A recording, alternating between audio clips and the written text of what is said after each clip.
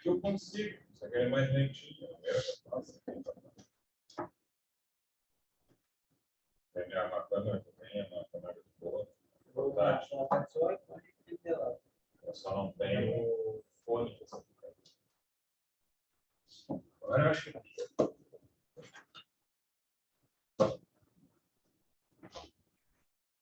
Isso, foi. Está gravando. Boa tarde, gente. Boa noite. Bom dia para os que vêm de dia. Boa tarde para os que vêm à tarde. Boa noite para os que estão aqui presentes, né? Ontem a gente estava falando, né, contrato de locação. O último ponto que a gente viu ali foi sublocação, se não me engano. Falamos sobre sublocação. Falamos sobre a morte dos contratantes, locador e locatário.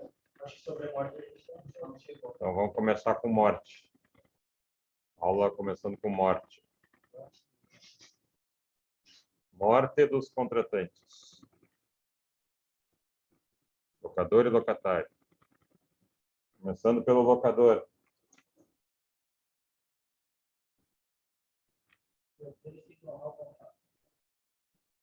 Já que é um contrato que tem uma função social muito importante, né? Moradia e comércio, pelo fato de alguém falecer como locador, não é motivo só por isso para acabar com o contrato. E talvez nem seja interesse dos herdeiros que isso aconteça. Então, a regra é que, morrendo o locador, a locação continue com os seus herdeiros. Artigo 10 da Lei do Inquilinato.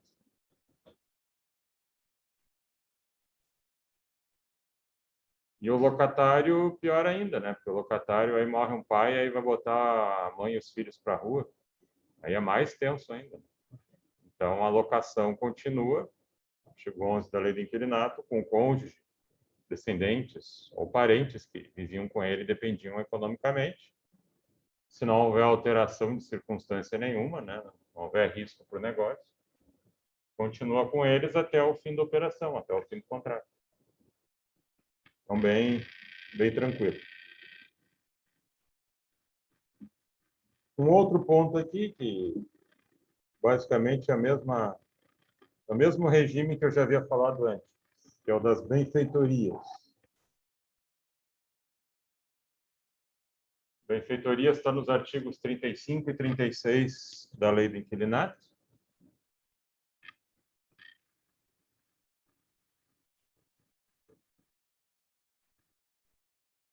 E 36. Eu falei das benfeitorias lá quando ainda estava na locação do Código Civil. É aquele mesmo cenário. Necessárias, úteis, voluptuárias. E o que se aplica lá, se aplica aqui. A mesma coisa, só muda o dispositivo. Não vou, se quiserem, eu repito, senão... Não precisa. Não, é a mesma coisa que está no Código Civil, está aqui, só muda o número do artigo. Benfeitorias necessárias, úteis e voluptuárias, artigos 35 e 36 da Lei do Inquilinato. Só tem uma coisa que eu ainda tenho para perguntar sobre as benfeitorias. Quando foi uma benfeitoria necessária, a casa estava sem telhado, o inquilino colocou o telhado e no valor então, e o proprietário não está, o locador não satisfeito ele, não quer abater dos aluguéis, não quer acordo nenhum. Teria como ele, digamos, entrar com uma ação para suspender o pagamento do aluguel até igualar o prejuízo que teve? Não. Alguma equiparação assim? Não, tu tem que entrar com ação de cobrança ou usar do direito de retenção, que é quando acabar o aluguel, tu não devolve o imóvel até ele te pagar.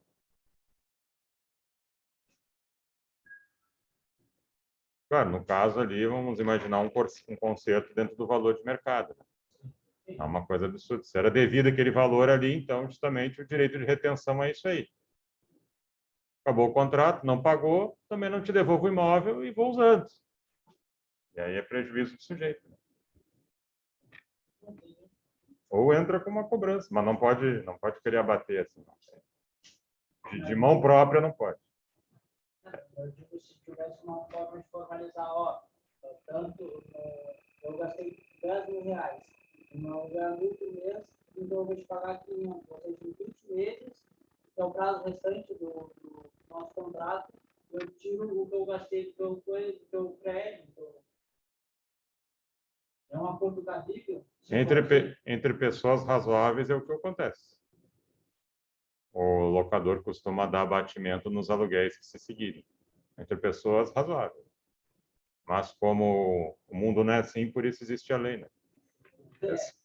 Esse é o problema, né? Se o mundo fosse, né, a Disneylândia, beleza, né? Mas não é, né? Tá mais aí para Fortnite, né? Um dando tiro no outro, né? Eu vejo lá meus guris jogando aquilo lá, agora apagou, agora mudaram. É cíclico.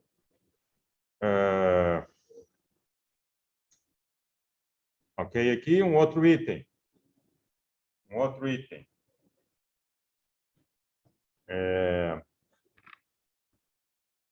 Despesas ordinárias de condomínio. Despesas ordinárias de condomínio.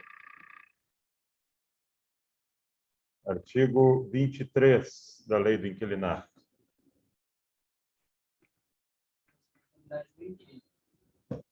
Responsabilidade do inquilino. As ordinárias são aquelas que derivam do uso normal da coisa. Salário de empregados, manutenção, conserto simples, limpeza. Tudo isso daí é do inquilino, porque corresponde àquele tempo de uso dele. O que não é do inquilino são as chamadas despesas extraordinárias. Não, tributo é outra coisa. Aqui eu digo despesas extraordinárias de condomínio.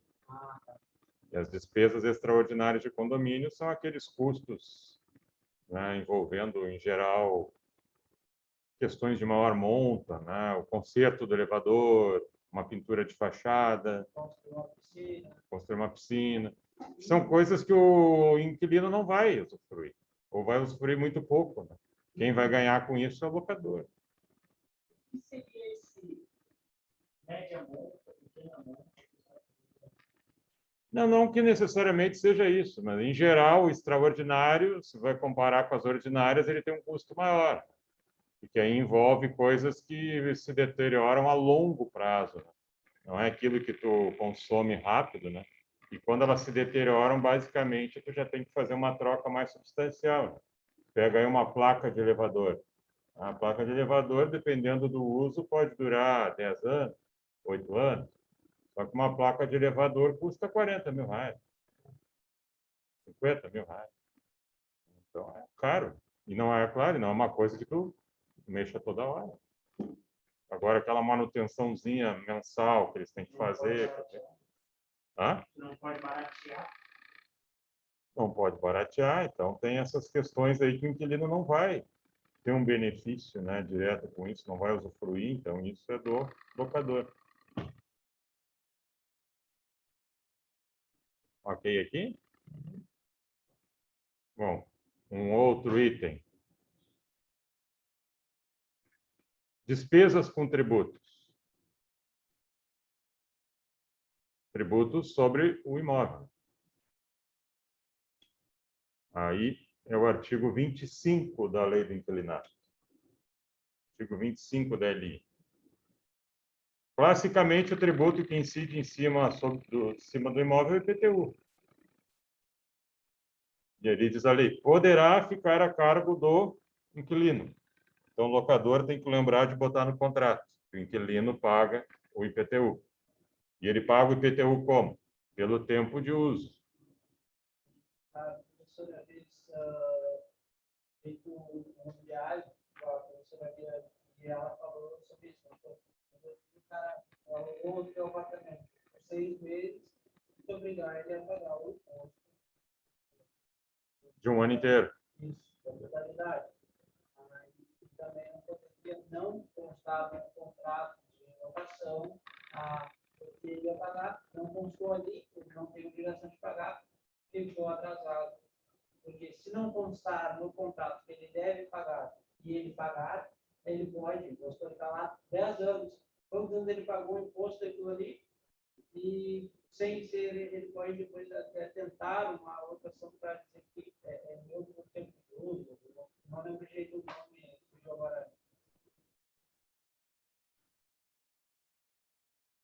Se não estava no contrato e o cara pagou. Agora, se não estava no contrato, o inquilino pagou durante 5, 6, 10 anos, depois dizer que não se deu em conta e pedir de volta, o outro vai atirar com venire e contra factum próprio. Quer dizer, tu acabou instituindo um outro comportamento que não estava previsto, né? E acabou virando uma estrutura contratual aceita por ambas as partes. Meio que naturalizado e depois positivou. E daqui a pouco isso pode ter rendido aí uma continuidade do contrato com valor menor, enfim. Pagar durante 10 anos e depois dizer que não se deu em conta complica um pouco. Agora, qual é a outra complicação que você podia trazer? O Bruno ela comentou algumas coisas sobre essa especificidade do contrato, né? Constar quem ia pagar as coisas. Vai lembrando aí. Continua agora. Estou lembrando que eu falo. Tá bem, tá certo. Uma outra questão aqui, um outro item. Ação revisional de aluguel. Ação revisional de aluguel.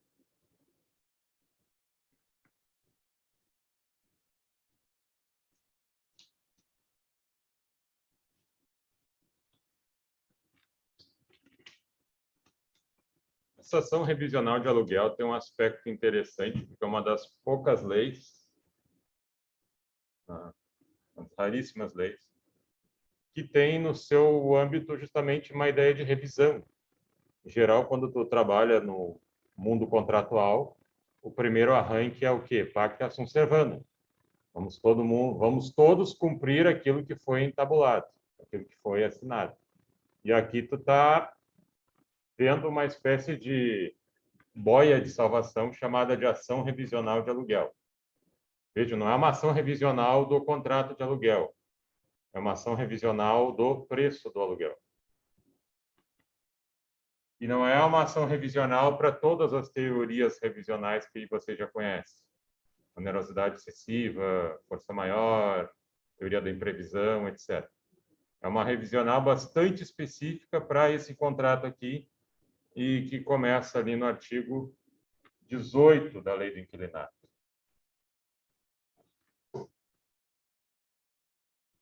E é uma ação, inclusive, que ela pode ser repetida de tempos em tempos. Ainda tem mais essa parte interessante aí. Então, o que acontece? Dependendo do caso, um imóvel, né, pela localidade dele, pelo bairro dele, ele tem uma mais-valia. E aquele aluguel que está sendo aplicado ali já está defasado. Ou aquele imóvel decaiu de um jeito tal, na situação, que hoje ele deveria estar custando menos. Primeira ideia é as pessoas partirem para a racionalidade. Artigo 18. Acordo. Vamos fazer um acordo para reduzir ou para aumentar. Se esse acordo não acontecer, bom, aí a gente entra com a ação judicial. Ação judicial de revisão de valor de aluguel. Como é que a gente vai usar ela? Tem que ter pelo menos 3 anos de vigência de contrato. Tem que ter pelo menos 3 anos de vigência de contrato. Ou 3 anos do último acordo de alteração de valor. Não estou falando daquele reajuste anual, né? Em si, estou falando aqui de uma outra coisa envolvendo o valor do imóvel. Então, ou tem 3 anos já de contrato, ou 3 anos do último acordo, aí você entra com uma ação para revisar o valor do aluguel, porque ele poderia estar a mais, aí é o locador que vai entrar com a ação. Ou porque ele poderia estar a menos, aí é o locatário que vai entrar com a ação. Então, quer dizer, ambos, locador e locatário, podem usar dessa ação. é bem possível que essa ação acabe em perícia. Vai chamar um perito para ele avaliar, né, o imóvel e onde ele está e as condições de mercado, para observar qual seria o valor de aluguel justo aproximado para ele. E aí o juiz vai fixar esse montante, e é esse o teto aí para se jogar nesse tipo contratual aqui. Esse contexto não tem nada a ver com teoria da imprevisão, onerosidade excessiva, causa superveniente. Teve uma lei alemã que entrou em vigor no início da pandemia, eles foram rápidos, e assim que entrou a pandemia, eles já dispararam ela, trazendo a possibilidade de revisão de contratos de aluguéis em razão de efeitos econômicos da pandemia sobre o locatário. Então, o locatário, com base nessa estrutura, ele poderia pleitear 3 meses de moratória, por exemplo, 3 a 4 meses de moratória, sem pagar aluguel, sem ser despejado, e ainda tentar reduzir o valor. Mas aí ele teria que mostrar o quê? Que a atividade dele foi afetada pelo fechamento do comércio, pela pandemia, e que o locador não depende exclusivamente daquele aluguel para sua subsistência. Porque se você pega lá a coitadinha da tia Maria lá, que vive do aluguel de um imóvel, né? O aluguel é R$1.000 e essa é a sobrevivência dela. Se você parar de pagar esse valor durante 2, 3 meses, a gente mata ela, né? A gente corta a fonte de sobrevivência dela. Então, aí já não poderia impactar essa ideia de revisão. São aspectos diferentes dessa revisional aqui. Tem tido algumas ações revisionais para tirar o IGPM do contrato de aluguel, porque o IGPM estava batendo aí em 30%. Para tirar o IGPM e botar o IPCA ou o INPC. Tá? Tem decisão dando, tem decisão não dando. Não tem ainda jurisprudência porque é muito cedo, né? Jurisprudência tem que ter já uma passagem maior pelos tribunais. Ok aqui, então? Mais um outro item.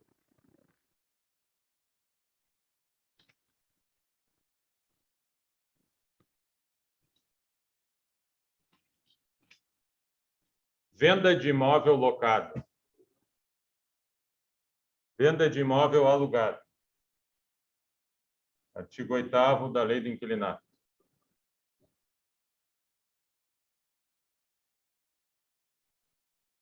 Se o locador fosse proibido de vender o imóvel alugado, ninguém ia alugar. É suicídio, né? Imagina, eu ia ter que aguentar o sujeito lá anos a fio para poder alugar de novo. Então, assim, primeira regra. Aluguei, quero vender, posso vender. Notifica o locatário, ele tem 90 dias para sair e acabou o contrato. Essa é a regra geral. Aí é a segunda ideia. A primeira ideia é comunica ele, foi vendido, tem 90 dias para sair e acabou o contrato porque eu vendi. Ok. Segunda ideia, nós temos um locatário atinado que está fazendo investimentos no imóvel e quer continuar alocando durante um bom tempo, até o final do contrato, independentemente de quem seja o locador, isto é, se há venda ou não. Então, aí esse locatário vai ter que chegar lá na matrícula do imóvel e pedir para que seja anotada a existência do contrato de locação e até onde ele vai.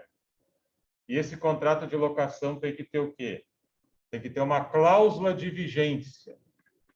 Cláusula de vigência em face de alienação. Então, se o contrato tem a cláusula de vigência e a existência dele está lá na matrícula do imóvel, o locador pode vender e o novo proprietário continua o contrato até o fim. Agora, quantos locatários fazem isso? 0,5%? 1%? Só realmente quem está a fim de fazer investimento, ponto legal, tal, tem uma assessoria jurídica. Senão o cara não se atina. E aí perde uma barbada, né? Isso aqui é uma cobertura legal, que a lei te dá pronta ali, é só tu fazer aquela burocracia da inscrição e tá feito. Então, são os dois caminhos. Bom, agora tem um outro cenário aqui, está na linha, que são os prazos.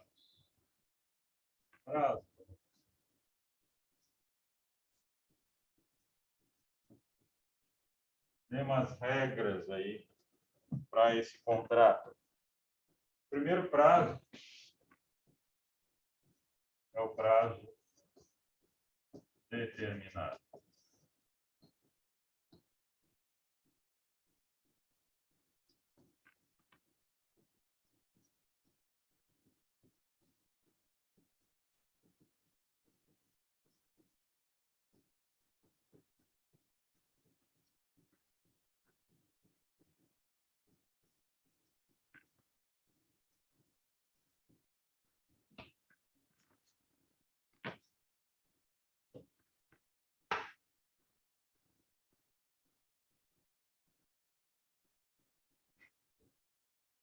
Não digo que seja normal, mas deve ser a maior parte. Você fazer uma alocação por prazo determinado. Mas você também pode fazer por prazo indeterminado. Pode fazer uma alocação do tipo, vai usando. Vai usando, vai pagando. Ah, até quando? Não sei, vai usando, vai pagando. Se for por prazo determinado, aí vem uma primeira diferença forte em relação àquela alocação do Código Civil. Pode perguntar. O locatário consegue, quando está, por exemplo, chegando 90 dias para findar o contrato, ele consegue ter um pré-contrato, com o locador? Por exemplo, uma renovação, ou ele coloca que é contínua por mais 2 meses, por exemplo, quando eu mando. É melhor fazer um aditivo contratual. Faz um aditivo contratual mantendo todas as condições do contrato, só esticando o tempo.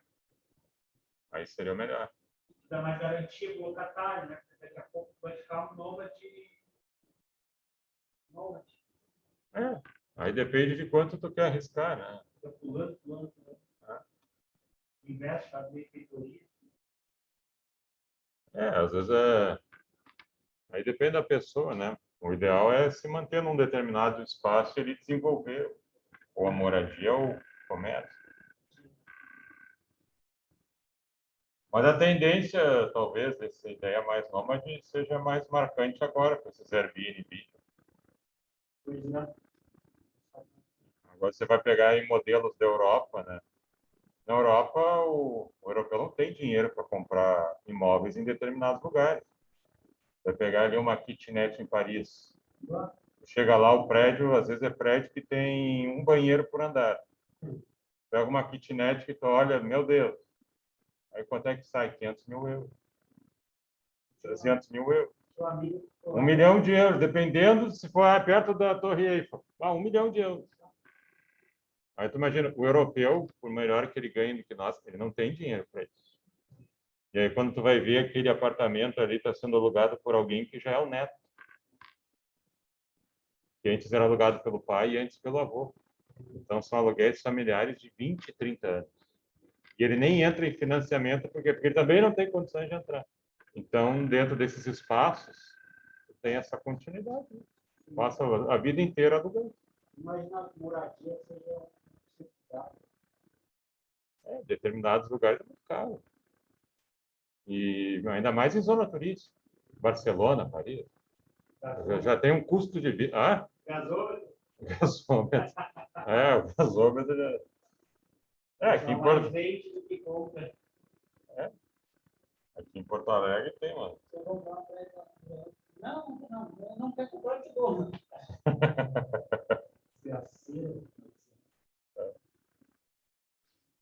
Não é fácil. Então, aqui, ó, uma diferença para o Código Civil é que o locador não pode pedir o imóvel antes do fim do prazo determinado. O prazo determinado é 10 de outubro. Ah, mas eu quero de volta. De regra, não. Diferentemente do Código Civil. O Código Civil tu pede antes e paga a multa, perdas e danos. Aqui não, aqui é social, trabalho. Moradia, trabalho. Então tu aguenta o sujeito até o fim do prazo determinado. Claro, não vou dizer que tu aguente de forma absoluta. Tem lá o artigo 9º da Lei do Inquilinato que vai dizer formas de acabar o contrato: mútuo acordo, violação contratual, inadimplência, necessidade de reparos urgentes.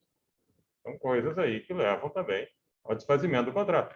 Mas não sendo nenhuma dessas, o locador não pode um belo dia dizer eu quero um imóvel e ainda não acabou o prazo. Então, tu tem que aceitar aquele locatário.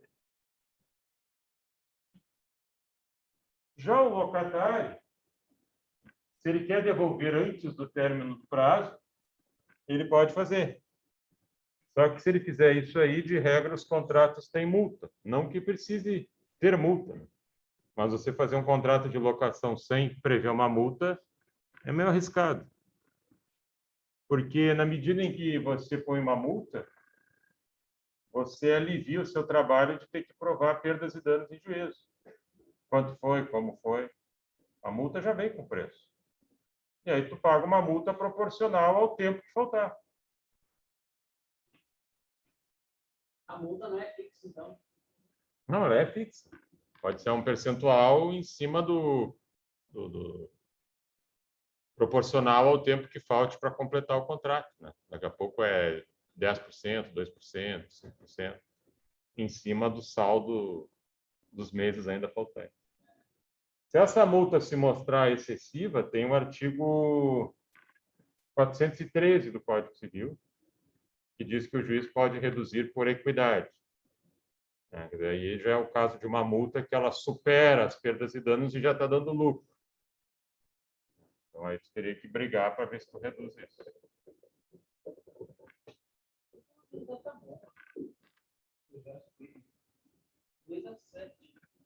E aqui, ainda tem mais o quê? O locatário que acaba antes e não paga multa. Qual é o locatário que acaba antes e não paga multa? É a exceção do artigo 4º da Lei do Inquilinato, que é quando for dado uma ordem pelo empregador dele para ele mudar de local de trabalho.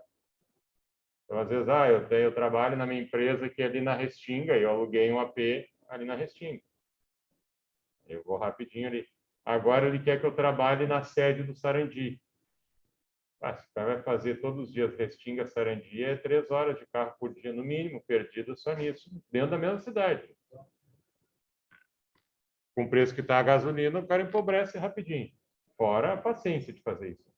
Então, agora eu vou alugar um imóvel perto do Sarandi. E eu estou na mesma cidade.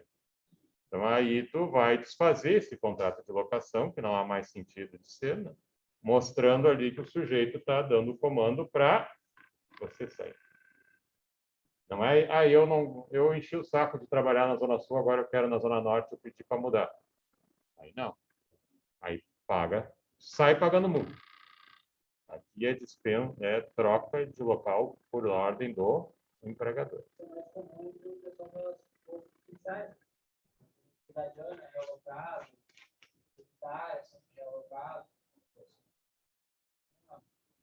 Todas as forças policiais, normalmente, exceto a municipal, costuma realocar, remanejar o pessoal. Também tem isso. Eu tenho que cumprir ordem, né? Não posso fazer nada. Eu não tenho. Existe base legal para demissões? Algo relacionado à demissão. O locatário acaba sendo demitido por pessoal fonte de rede, seu emprego, e não tem como pagar. Vamos supor, tenha como pagar aluguel com fundo seguro, mas não consegue pagar um dívida de algumas coisas. Existe uma base legal para ele ficar isento? Na lei do inquilinato, não. Mas aí é o momento de usar essas teorias da revisão, né? Causa superveniente, previsão e tal. Daqui a pouco, com base nelas, diz, olha, eu quero, então, encerrar aqui sem pagar multa. Sim. Realmente acabou a minha renda. Perdi renda e o cara ainda não me pagou o FGTS, não pagou nada. Então, me quebrei, tem que parar aqui. Aí, vamos ver o que dá. Bom, mas até aí o prazo determinado ele é fácil. Ele é mais fácil. Onde a coisa começa a ficar mais complicada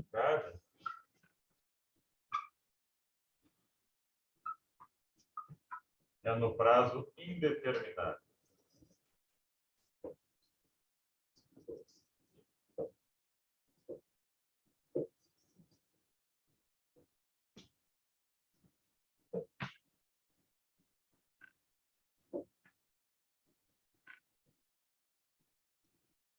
No prazo indeterminado, a posição do locatário também aqui é mais facilitada.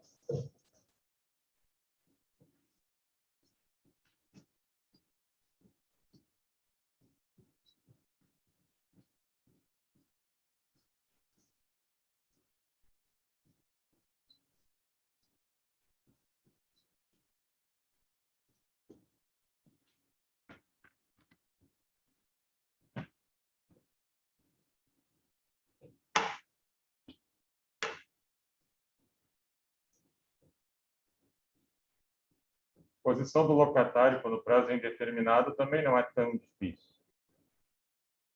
Você pode ter começado uma locação por prazo indeterminado, e assim ela foi, ou ela tinha um prazo determinado e depois ela acabou e a vida continuou, né? Vai até 31 de agosto. Só que aí entra setembro, o locatário continua pagando aluguel, o locador continua aceitando, não pediu para ele sair, a vida continuou.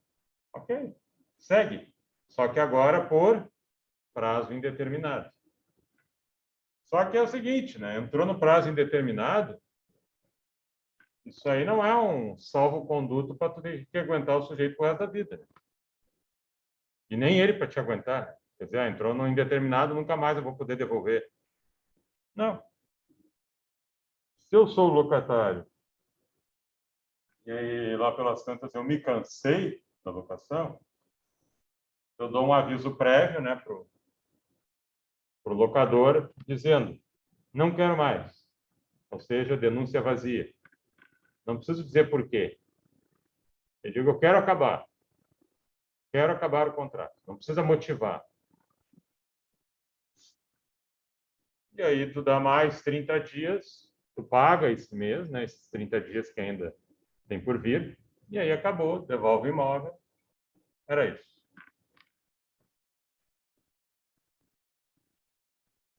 Toda a parte do locatário é fácil. Da parte do locador é que complica. O locador ele não tem assim, um trânsito tão fácil quanto o locatário. Então, aí a gente vê que a lei do inquilinato, né, ela tem esse privilégio para o locatário, porque ela vê ele mais enfraquecido. Então, quando a gente fala no locador, nesse caso aqui, a gente chama de retomadas. Quer reaver o bem,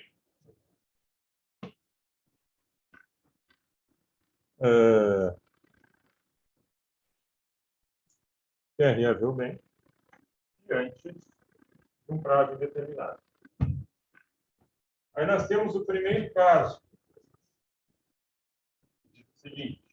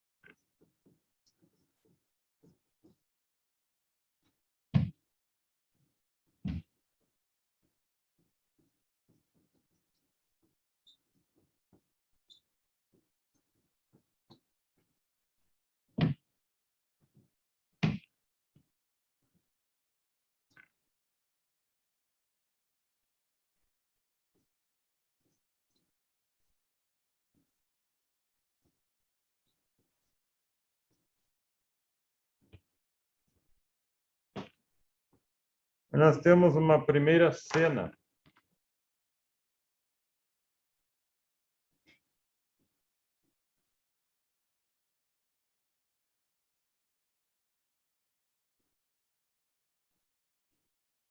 Uma primeira cena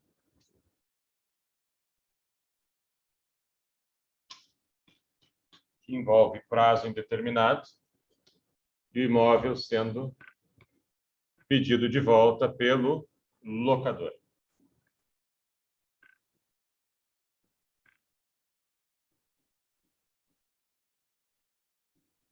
Primeiramente, a gente parte do princípio aqui que o contrato tenha começado com prazo determinado por período igual ou superior a 30 meses. Então, já tinha um contrato com prazo determinado e quando esse prazo acabou, ele se prorrogou. Mas ele se prorrogou pelo quê? Por prazo indeterminado. Ninguém sentou para ver um prazo diferente. Deixa a vida continuar. Um belo dia, o locador diz, não, vai, eu não quero mais. Eu quero fazer outra coisa com esse imóvel, não quero mais alugar. Também não é difícil, nesse caso aqui. Se o contrato é escrito, ele comunica, então, o locatário, vai acabar, em 30 dias acaba mesmo, né? Ele dá o aviso prévio. É sempre 30 dias ou é no mínimo 30 dias? No mínimo 30 dias. É no mínimo, não é? Não, aí se ele quiser abrir mais, é prerrogativa dele. Agora, no mínimo 30 dias. Aí ele diz, olha, em 30 dias está acabando e eu simplesmente quero acabar. Quero rescindir. Não precisa dar explicação. Por isso que a gente chama de denúncia vazia. Denunciar o contrato e pedir a rescisão dele. Eu quero acabar o contrato sem explicação. Ok? Artigo 46 da Lei do Inquilinato. Faça-se a sua vontade. Também não tem segredo aqui. O complicador vem agora. Agora é o outro problema.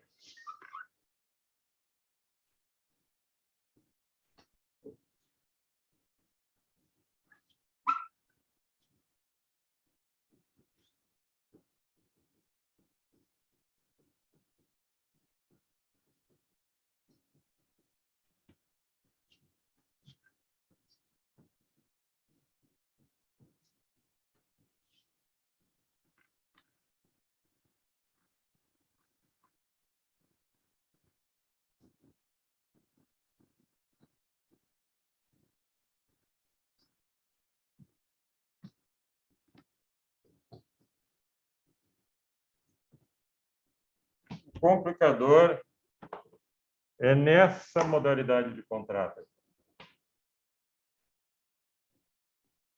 Você tem um contrato de locação por prazo determinado, cujo prazo era inferior a 30 meses. Podia ser por escrito ou verbal. Aí, no dia que acabou o contrato, tu não fez nada. Porque se tu quisesse, tu podia ter feito. Acabou o contrato, me devolve. Mas tu optou por não fazer isso. Por quê? Porque ficou interessante aquele locatário ali dentro. Ficou interessante ele te pagando mês a mês e ficou interessante não ter que fazer um outro contrato com ele. Então, a vida continuou. Chega um belo momento, tu diz, eu não aguento mais essa locação, vou acabar com ela. Aí, a lei vem com força. E ela diz o seguinte, só pode com denúncia cheia, com denúncia motivada. Então, tu tem que dar um motivo para esse desfazimento. Por quê? Não são os seus motivos. Não são os seus motivos, são os motivos da lei. Porque senão o sujeito poderia pegar qualquer que ele quisesse. Então, tem os motivos da lei. Eu digo, por que essa diferença? Por que menos de 30 meses só pode isso? Eu acho que é uma visão do legislador em diferenciar, talvez, o inquilino, talvez observando que esse daqui tenha menos condições econômicas do que o outro. Que o outro conseguiu pagar um contrato de mais tempo, e esse de menos tempo.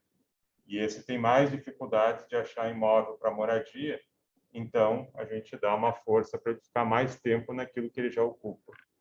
E o outro tinha mais condições de mobilidade, então para ele eu não preciso dar o mesmo tratamento.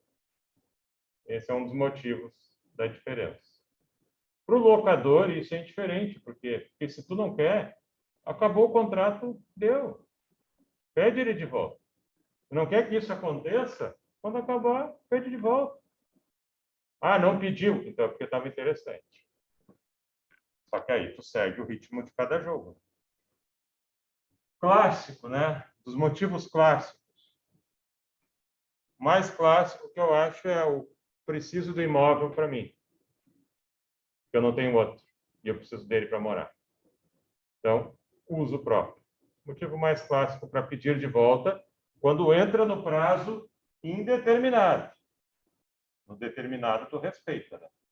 Quando entrou no indeterminado e tu queres o bem de volta aqui, um dos motivos é imóvel para uso próprio. Imóvel para uso da mãe. Aí vem um lá e diz, imóvel para uso da amante. Não, amante não. A amante não ganha seguro. A amante não ganha doação. Ela não tem direitos também, a amante? A amante não tem direitos. Quer dizer, ela tem direitos até quando descubram. Quando não descobrir. Não é mais amante. Aí tem um cara ali agora que ele foi condenado essa semana em 10 mil reais porque ele tinha 11 amantes. E uma amante não sabia da existência da outra. Aí uma das amantes descobriu e processou ele. Então ele tinha um coletivo de amantes. O cara era pura amante. Haja fôlego, hein? Haja fôlego, que tá sempre viajando, porque lá, tá bom? Mais a mulher dele, né? Deus do Eu acho que isso mais ela trabalha com Deus. Não era as amantes. Não era cuidar das amantes. Aí eu não sei, né? Aí é só analisando o caso concreto. Mas como as pessoas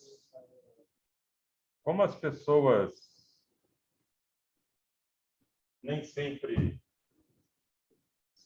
jogam o fair play, nós temos a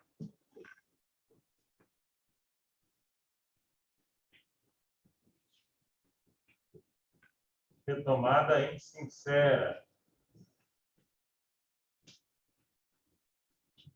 Quando o sujeito mente, eu vou precisar para uso próprio, aí tu volta lá e ele está alugando de novo, por um preço maior. Mas, ele disse que era para a mãe, botou a mãe. Mentiu. Mentiu. Isso daqui é figura criminal. Retomada insincera é figura criminal. E, sob o aspecto civil, o sujeito pode ser condenado até de 12 a 24 meses, 24 vezes o valor do último aluguel pago, pelo prejuízo que o locatário vier a sofrer, né, por não ter podido continuar esse contrato, né, já que era de seu direito. Problematizando. Disse que era para minha mãe. Minha mãe morou um mês. Casou com outro cara, casado, sei lá, voltou pro meu pai, foi embora de novo. Eu aluguei para outra pessoa, não busquei meu antigo inquilino, aluguei para outra pessoa, por um valor maior. O cara não viu esse, a minha mãe foi, se mudou, 2 semanas e foi embora. E para ele, só que 3 semanas depois, apareceu um novo, encerrou o meu contrato. 3 semanas depois começou um contrato com outra pessoa para colocar lá. Se tu conseguir provar tudo isso, né? Você não pode ser que tu isso aí seja. Então você deu para minha mãe já o. Não, mas tu não fez contrato de locação, tu fez um contrato de comodato. Só que aí era para uso dela, né? Por um certo período, como diz a lei ali. Aí tu está encurtando isso, né? E sob o argumento de que ela simplesmente fugiu. Né? Então tu tem que provar que tu não está fraudando, né? Que tu fez uma simulação de um comodato, né? E depois ela caiu fora e aí tu faz o teu desiderato. Até sei, para minha mãe, ela se separou e ela precisa de um lugar para morar, não, porque ela mora na minha casa, bota ela no apartamento que eu tenho. Aí ela ficou lá 2 semanas e voltou. Meu pai vai voltar para casa dela. Como eu não vi, Contrato é muito melhor. Só manda tá, o pagamento eu vou liberar. Não, tu tinha um contrato, tu tinha um comodato verbal. Só o depoimento dela basta. Ah, e depende do juiz. Tá, Eu acho que não. Vai ter mentira por dia. Eu acho que tu vai ter que reforçar um pouco essa tua prova. Não, vai ter que dar uma forçadinha melhor aí, porque para o juiz acreditar nessa tua história. Até porque não está nada documentado. Ela briga com o pai e não se divorcia. Aí ela vai para casa do filho e depois ela volta para o pai. E tudo nada no papel. Pô, é difícil. Tem que trazer os vizinhos, tudo. Ih, não me dá dessa gente. Bom, aí tem o seguinte. Eu não tenho motivo para acabar o contrato. Eu não tenho nenhum motivo ali, em princípio, para fazer uma denúncia cheia. Qual é o motivo que me resta? O motivo é fechar 5 anos. Pega o prazo que ele tinha, né, no determinado, soma com o indeterminado, quando fechar 5 anos, aí tu pode pedir para acabar. Então, o risco que tu corre é, somando o determinado mais indeterminado, é que ele fique 5 anos no teu imóvel, dentro desse contexto aqui. Não quer que aconteça? Quando acabar o determinado, pede de volta. Simples.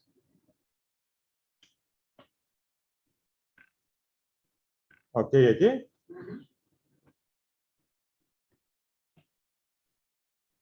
Vamos para um outro ponto tenso.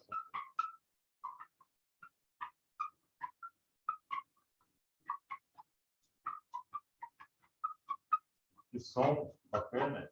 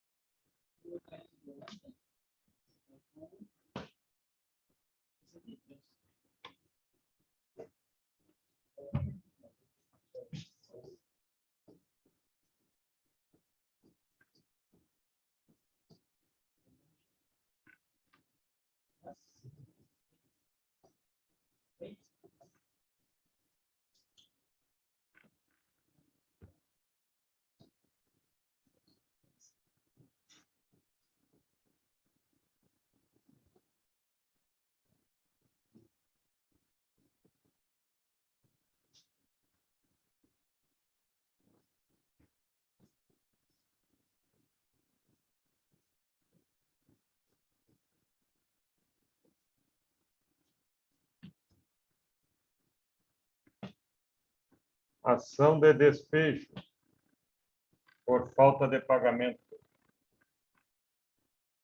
Porque pode ter despejo por outro motivo? Pode. Qualquer motivo aí que dê uma rescisão contratual, tu pode levar um despejo. Clássico é falta de pagamento.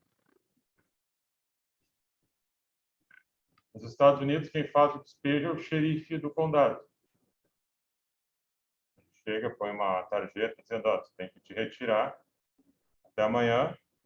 Se não te retirar, ele volta, tira tudo de dentro da casa e diz, ó, tem que tirar aqui da frente até amanhã. Se não retirar, vem um caminhão e leva.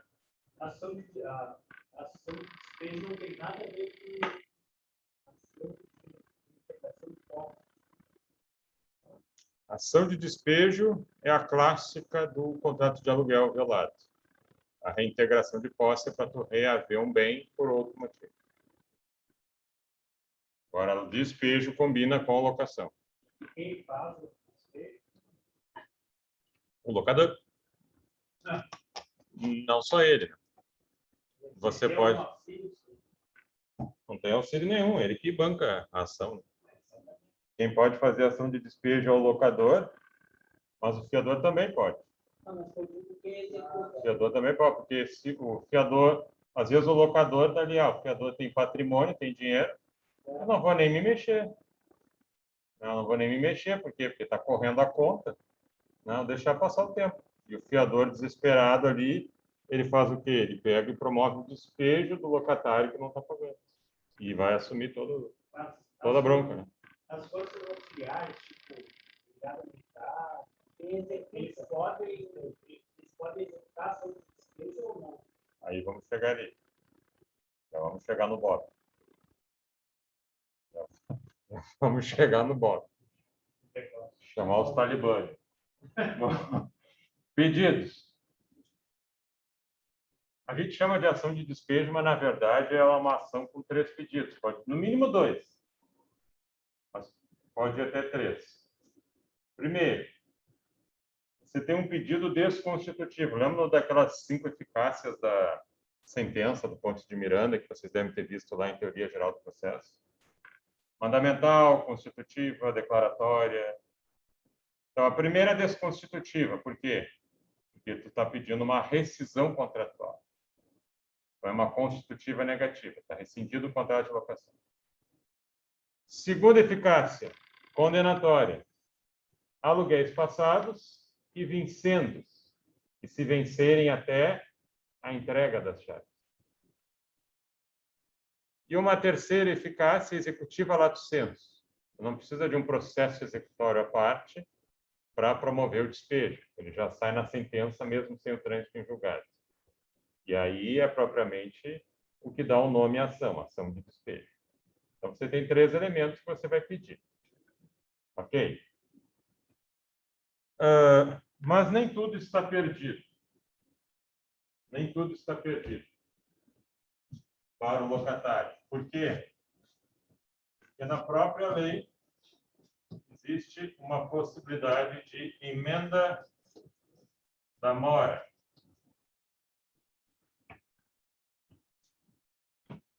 Emenda da mora. O que significa isso? Vocês devem ter visto lá em Obrigações 2 a figura do inadimplemento relativo e inadimplemento absoluto. Inadimplemento absoluto é aquele que acabou, não tem mais nada o que fazer. Esqueceu, não entregou o vestido da noiva no dia do casamento, não vai ser feito um outro casamento. Acabou. Já é um mau presságio, então já nem casa. Outra coisa é você simplesmente depende de uma prestação continuada que não foi paga e ainda é útil ao credor receber aquele valor. Então, você afasta os efeitos da mora, do atraso, paga por eles e o contrato continua. Aqui é a mesma coisa. Aqui, quando você for citado para responder, tu não vai oferecer resistência. Dizer, não, ele está errado, está cobrando demais. Tu simplesmente vai dizer, está aqui o valor do aluguel, está aqui juros, correção, multa, honorários processuais do advogado dele, custas processuais, etc. Paga tudo ali, deposita. Aí o juiz homologa, né? Está certo aqui o valor, está homologada a emenda da mora, continua o contrato e não tem despejo. Eu posso fazer isso sempre? Não, não pode fazer sempre. Na redação original da lei, eu podia fazer isso 3 vezes no ano. Eu só caía na 4ª vez.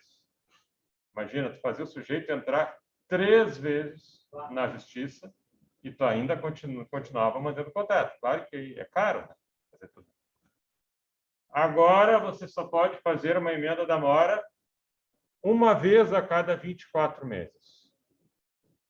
A cada 24 meses, você dá aquela atrasadinha básica. Tá? E desde que ponha tudo em dia, beleza, o contrato segue.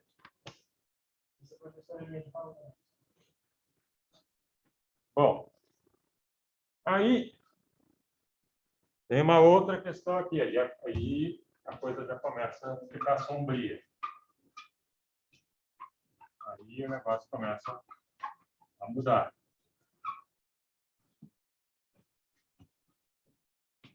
E a gente vai para o Fortnite.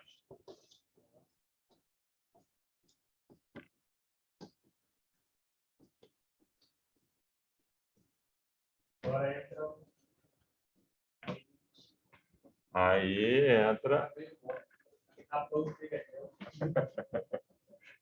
Vai sair ou não vai? Na moral, eu vi agora na nova moda com o Brigadiano, ele pede para o aluno virar para pegar as pernas de lado.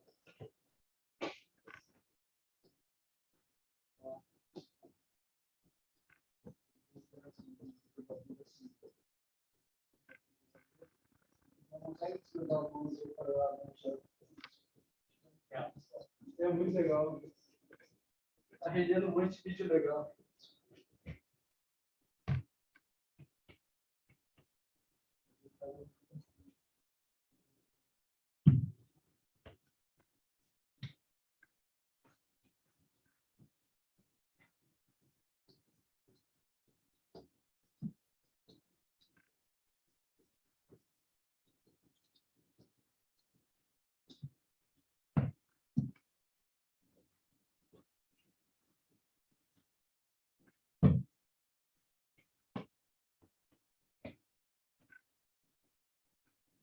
No direito, às vezes, a realidade é muito cruel, porque às vezes a gente costuma fazer algumas brincadeiras.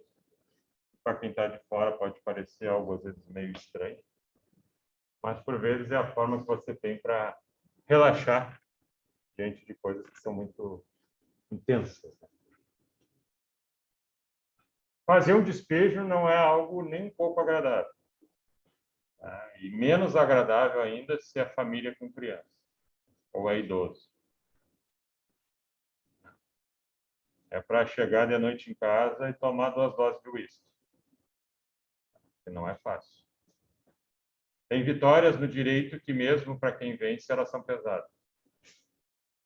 Se a derrota é pesada para alguns, a vitória também não é tão interessante. Acho que deve ser pior também o agente de segurança pública está fazendo o plano, está executando na prática. Está ali junto, né? Às vezes, por mais escaldado que esteja, né? Sempre é uma... Tem um camarada que estava comentando também, mas era em pegação de posse de prédios ali no centro histórico. Aí já vira guerra, né?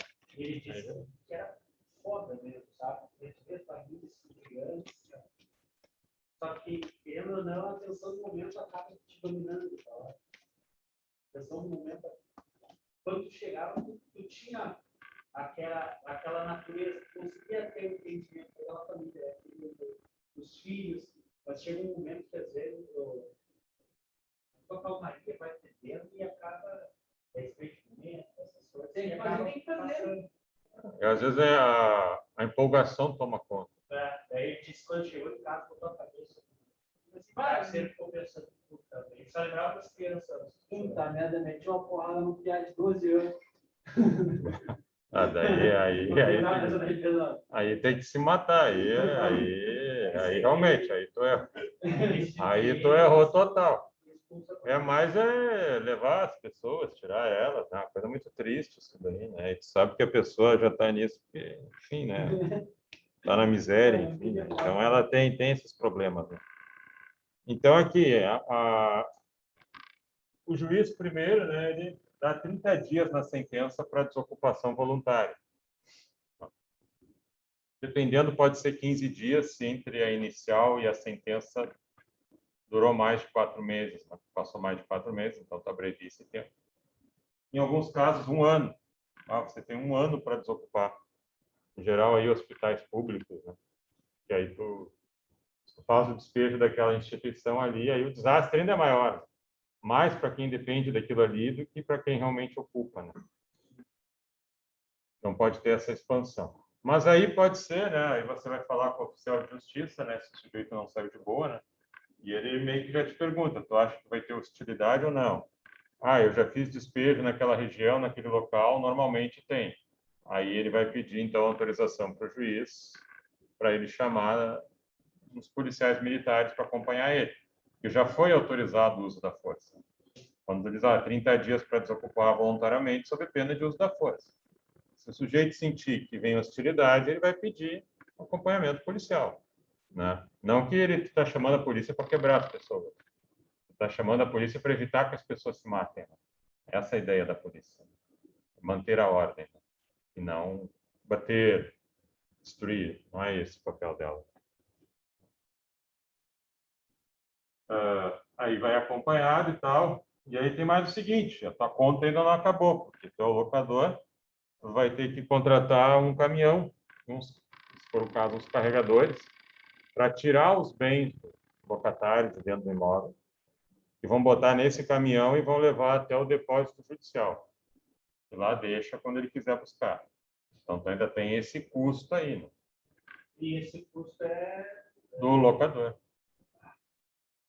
Então, às vezes tem que fazer um despejo, né? Trocação. Quando tu entra com a ação, tu já está no prejuízo. Tu entra com ela, tu ainda investe mais. E tu ainda paga mais esses outros detalhes. Mas, claro, o importante é o teu imóvel, né? E botar ele para alugar de novo.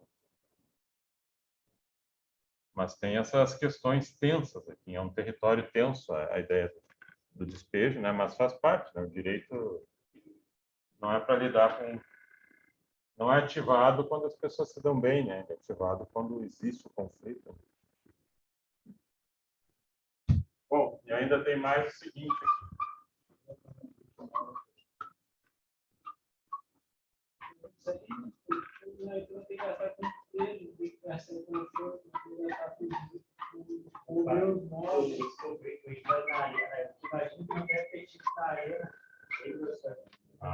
Aleatoriamente, os imóveis tiraram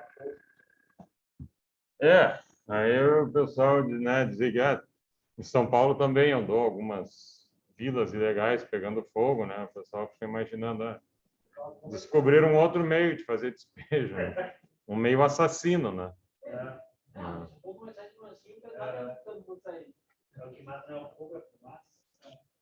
Então...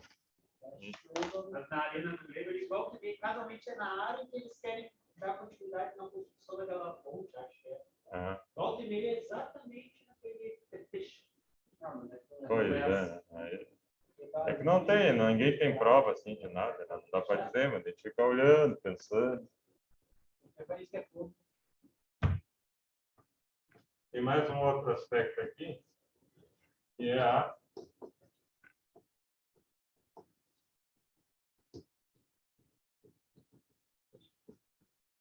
relação do locatário.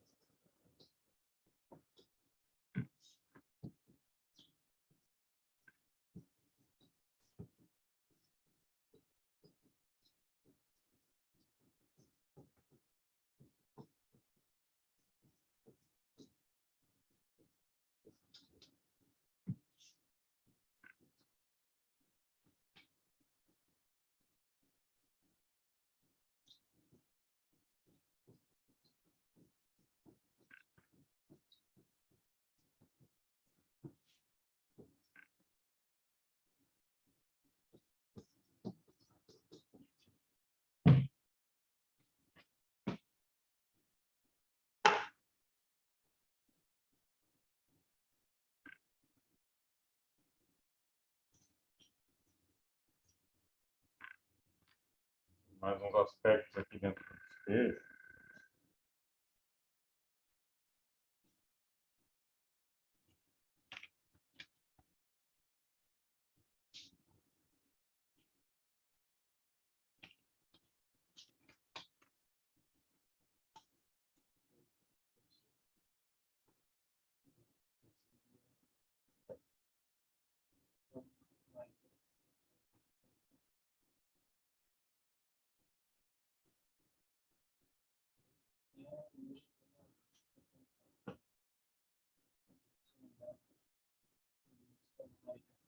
Apelação do locatário, né? Ele vai apelar contra a sentença lá que desfaz o negócio, rescinde o negócio, condena ele em aluguéis e ordena o despejo. Só que essa apelação dele só tem efeito devolutivo. Né? O que significa isso? Né? No recurso, eles têm, de regra, tem que ter o efeito devolutivo, que é devolver a matéria para repreciação numa outra instância, mas alguns recursos têm por lei efeito suspensivo, né? Quer dizer, enquanto não for julgado em segunda instância, tu não consegue executar, né? Tu não consegue realizar aquele comando, porque ele ainda vai ser revisto. E a apelação na sentença que decreta o despejo, ela só tem efeito devolutivo. Então, quer dizer, tu corre o risco de ter que apelar na rua. Vai apelar e tu pode ser despejado antes. Como é que eu vou ser despejado antes do trânsito em julgado, já tendo sido condenado ao despejo em primeiro grau?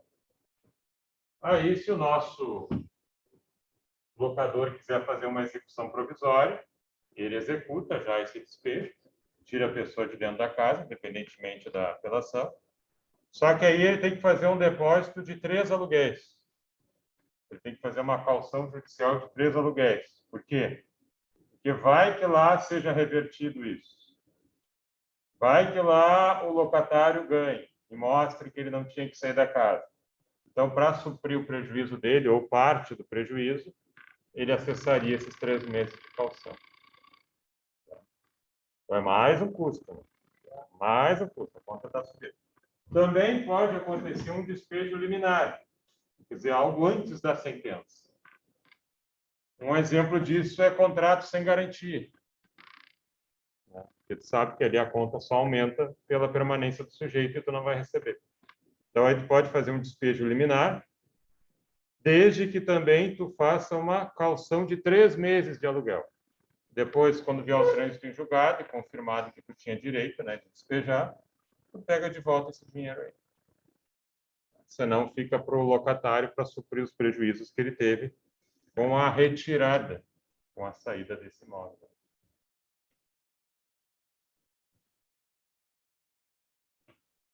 Ok aqui? Numa ação de despejo, tá, os imóveis do locatário vai para um depósito. Os móveis. Existe diária nesse depósito?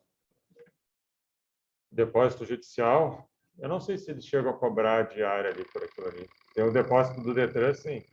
De carro, sim. O do judicial, não sei. E eu acho que deve ter um tempo lá de permanência também. Não sei se fica para todo sempre. Acho que comunica um sujeito, se não tirar, vai ser descartado. Descartado. Vai ser descartado, ser colocado fora, enfim. Vai ser leiloado também, né? Na TV, 2 polegadas foi descartado na casa. Pode ser leiloado. Tem um reality show. Aliás, americano que gosta de reality show é uma. Tem reality show de fazer pirulito, de sorvete, que tu imaginar os caras fazem reality show. E tem um dos depósitos. Isso é muito ainda mais, acho que aí tem uns depósitos fechados que lá eles usam muito. Aqui a gente não tem muito esse costume. Aqui está começando a vir. Aí a pessoa que já não paga mais o depósito, não aparece mais, e aí para satisfazer o valor, né, dessa estada, aí eles fazem um leilão do que tem lá dentro. Aí eles abrem, deixam o cara dar uma olhadinha ali e tal.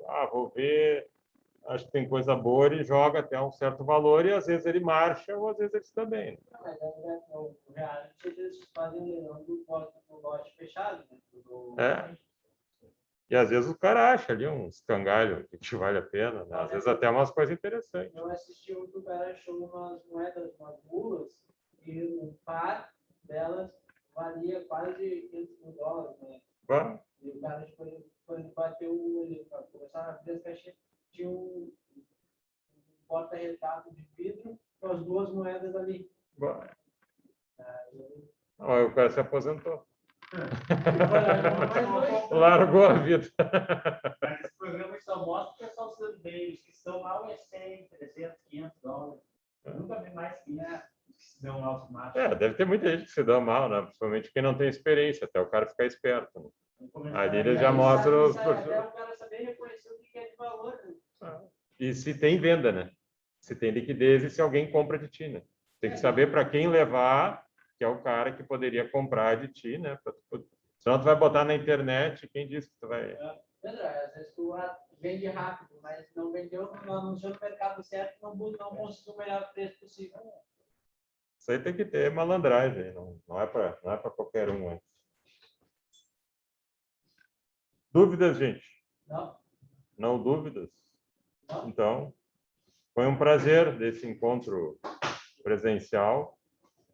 Nos veremos presencialmente, acho que para final de setembro, lá temos mais uma rodada. E até lá voltamos para o vídeo. Professor, eu sempre assisto só as aulas que são no vídeo, no segundo vídeo. Primeiro eu nunca assisto, as suas aulas que são no primeiro, nunca assisto porque eu nunca chego em cada tempo. Moro muito longe, sabe? Você que não vai ter que chegar em casa. Então, nunca assisto, mas eu sempre acompanho depois dos vídeos de informação postados. Assista depois. Tá bem? Valeu? Valeu, Gustavo.